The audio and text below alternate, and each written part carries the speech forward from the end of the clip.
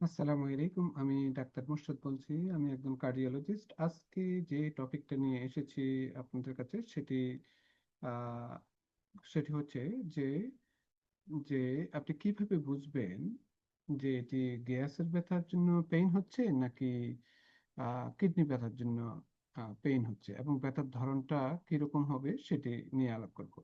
সাধারণত আমরা যখন ব্যথা ফিল করে থাকি আমাদের তলপেটে কিংবা পাঁজরের নিচে কিংবা একটু পিছনের দিকে, তখন আমরা অনেক সময় ভেবে থাকি যে হয়তো অনেক সময় আমরা অনেকক্ষণ বসে রয়েছি সেটার জন্য হতে পারে, কিংবা আপনার গ্যাসের জন্য হতে পারে।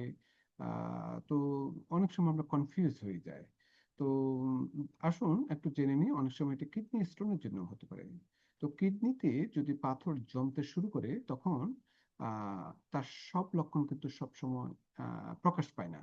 অনেকে ভাবেন কিডনির সমস্যা মানে হচ্ছে যে প্রস্রাবে জ্বালা পোড়া হবে, প্রস্রাবে যন্ত্রণা হবে, এবং কিন্তু শুরুতে সেটা নাও হতে পারে।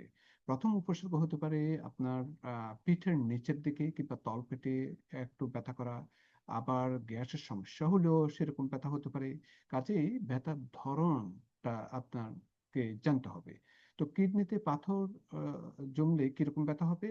কিডনিতে পাথর যদি জমে থাকে পিঠের এক পাশে, পাঁজরের ঠিক নিচে, কোমরের একটু উপরে দিকে আপনার এই ব্যথাটা ফিল করতে পারেন। এবং ব্যথাটা অনেক সময় এত তীব্র হবে যে মাঝে মধ্যে আপনি কল্পনা করতে পারবেন না।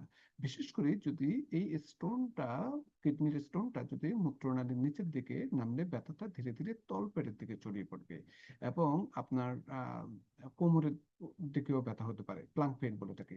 ব্যথা একবার শুরু হলে সেটা সহজে সাধারণত কমে না, এবং ব্যথা নাশক ওষুধ, বিভিন্ন ধরনের অ্যান্টি ইনফ্ল্যামেটরি মেডিসিন দিলেও আপনার মনে হবে না যে তেমন একটা আরাম পাচ্ছেন।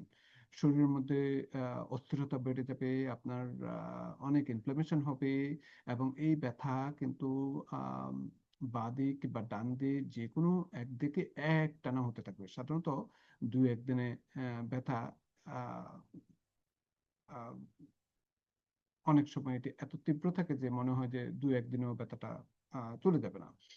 তো এর সাথে আরো কিছু লক্ষণ দেখা দিতে পারে, যেমন আপনার নজিয়া ফিল হতে পারে, প্রস্রাবের জ্বালা পোড়া হতে পারে, ঘন ঘন প্রস্রাবের ব্যাগ হতে পারে। আহ, আম, অনেক সময় এত ব্যাগ আসবে কিন্তু খুব প্রস্রাব হচ্ছে না, বারে বারে জ্বর আসতে পারে, ক্লান্তি বেড়ে যেতে পারে, প্রস্রাবের রংটা বদলে যেতে পারে, গোলাপি, লাল বা গাঢ় হলুদ বর্ণের প্রস্রাব হতে পারে, অনেক সময় প্রস্রাবের সাথে রক্তও যেতে পারে। তো এগুলো হচ্ছে যে কিডনি স্টোনের লক্ষণ।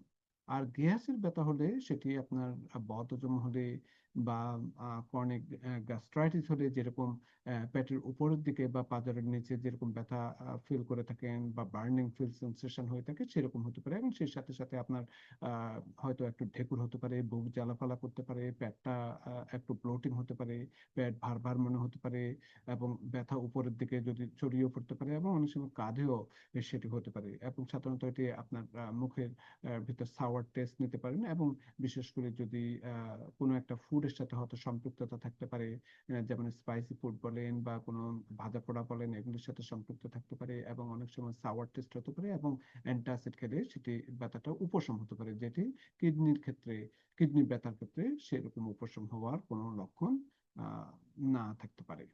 আজকে এই পর্যন্ত, থ্যাংক ইউ।